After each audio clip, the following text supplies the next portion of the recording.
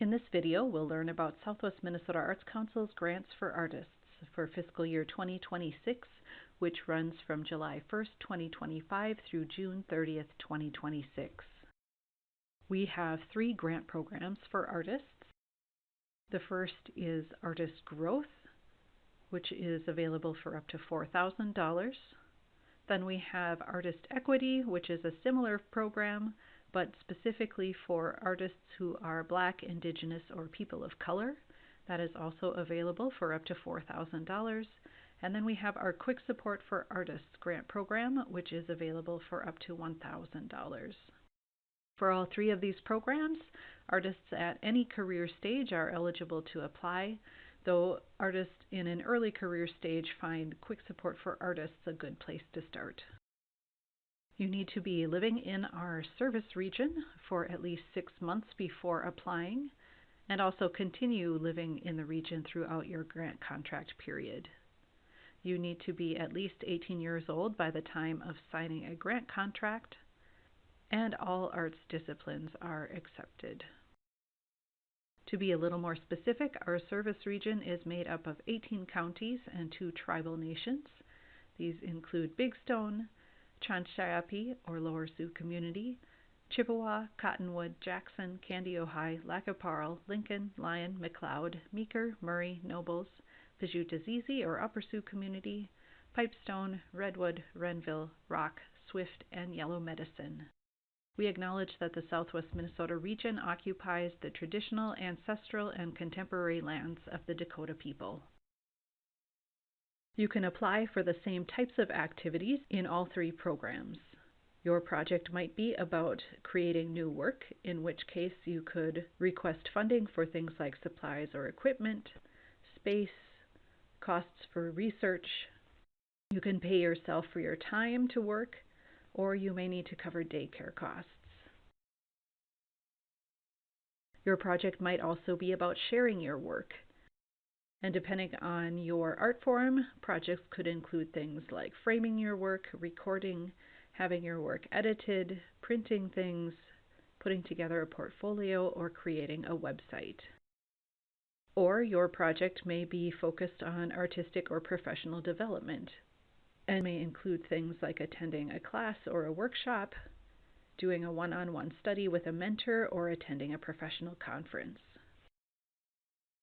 There is one more project type available under the Quick Support for Artists program, and here applicants may also choose to do a small community project in which there is growth for both the artist and the community participants. For all of the other project types, the activities should be focused on your personal artistic growth. There are some things that are not eligible for these grants, and those include projects that don't have an art focus, activities of a for-profit business, equipment requests that are not related to the project, credits or materials to fulfill degree requirements. College students are eligible to apply, but their project must be completely separate from anything they are doing toward their schooling. Also ineligible is developing curriculum plans or teaching materials. Again, we would like your project to be focused on your personal artistic growth rather than your teaching career. Also ineligible is new building construction or the purchase of real estate. Activities for the religious socialization of participants or audience, activities that attempt to influence state or federal legislation, applicants with another SMOC grant project in progress. You need to finish one project, including submitting a report, before you can apply again for another grant. And also, if you have a past due final report outstanding with us, you would not be eligible to apply. For the Artist Growth Program, there are 2 deadlines during the year. Round 1 deadline is October 15th for projects starting December 1st or later, and Round 2 deadline is April 22nd for projects starting June 1st or later. And for all of these deadlines, they need to be submitted by 4 p.m. on the deadline date. Artist Equity grants also have 2 deadlines during the year. Round 1 deadline is September 17th for projects starting November 1st or later, and round 2 deadline is February 11th for projects starting April 1st or later. The Quick Support for Artists program has monthly deadlines, which are the first of the month, August through May, and the earliest date you could start your project would be the first day of the following month. For example, if you submitted an application by August 1st, you could start your project September 1st or later. Note that there are not any deadlines in June or July.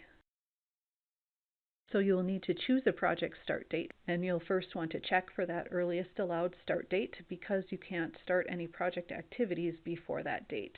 These activities might include things like purchasing supplies, registering for a workshop, booking travel, etc. So you can't spend any funds before your start date. If there is something that you absolutely do need to pay for before that start date, for instance, if you have to put a deposit toward conference attendance before that date, you would need to leave those costs out of your request budget. You'll also need to choose an end date for your project, and in choosing that, you'll want to give yourself time to both complete the project activities and to evaluate your project. Grants that are awarded in fiscal year 2026 need to be finished up by June 30th of 2027. So that is the latest project end date you could have. Here is what to expect as far as application questions and materials that you'll need to provide. You will need to include a description of your project activities, your artistic vision for the work you're producing, and a timeline of all of those activities. If it's applicable to the type of project that you're doing, you can provide information about a mentor, a workshop or conference, or specs about particular equipment that you are purchasing.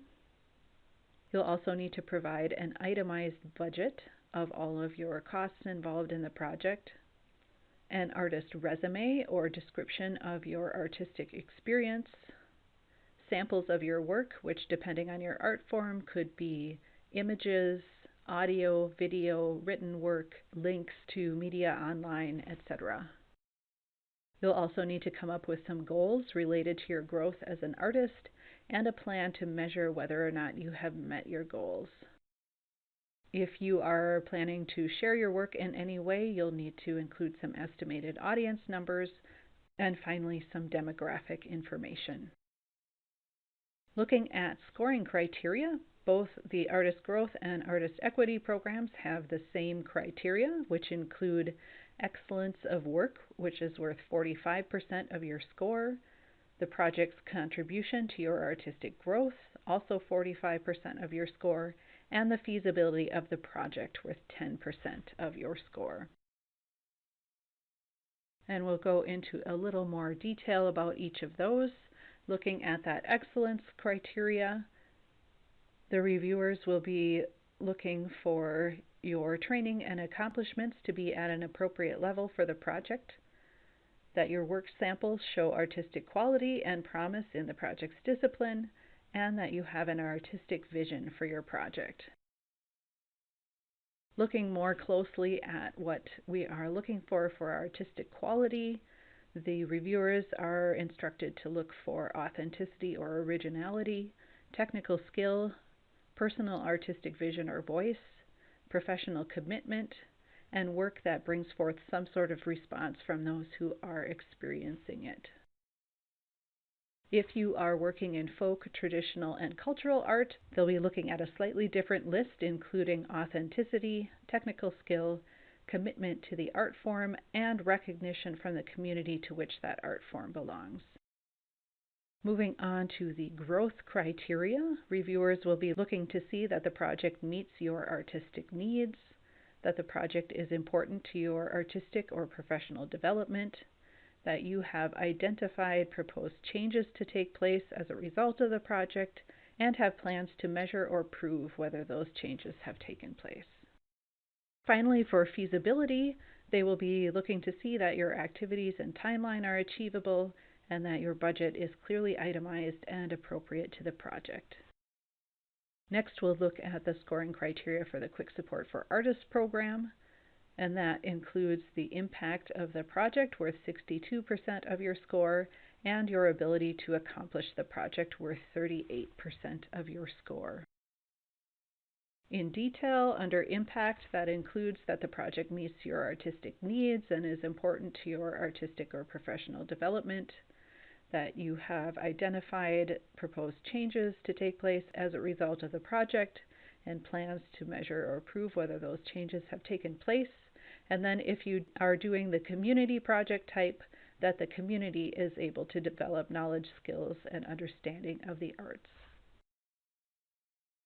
And details under ability include that your artistic ability and experience are a good fit for the project, your timeline and budget are feasible, and again, if you chose that community project type, that you have an appropriate marketing plan for your project. There are several ways to get help from SMOC staff while you are working on your application. You can talk through your project before you even get started and make sure your activities are eligible and that you're applying under the BEST program. As you're working on your application, you can get answers to any questions you may run into there. And then SMOC staff can review your application before you submit it. If you let us know about 2 weeks before the deadline that you have a draft ready, we can take a look and let you know if you're missing anything, if there's anything the reviewers might find confusing, and give you some general feedback. So if you have time, it's a good idea to take advantage of that option. There are multiple resources available for you on our website as well, including the guidelines and criteria for each of the grant programs, important dates, previews of the application and final report questions. There are some instructional videos available, including how to use the online grant system, how the grant process works in general, and also some videos on some grant writing topics such as grant goals and evaluation and reaching underserved and underrepresented communities. You'll also find workshop opportunities, both virtual and in person. There are sample documents available so you could see what a contract looks like.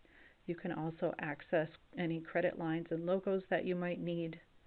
You'll also find a login to the online grant system and multiple ways to connect with SMOC staff. Thanks for learning about Southwest Minnesota Arts Council's Grants for Artists. Please contact us with any questions or visit our website for more information.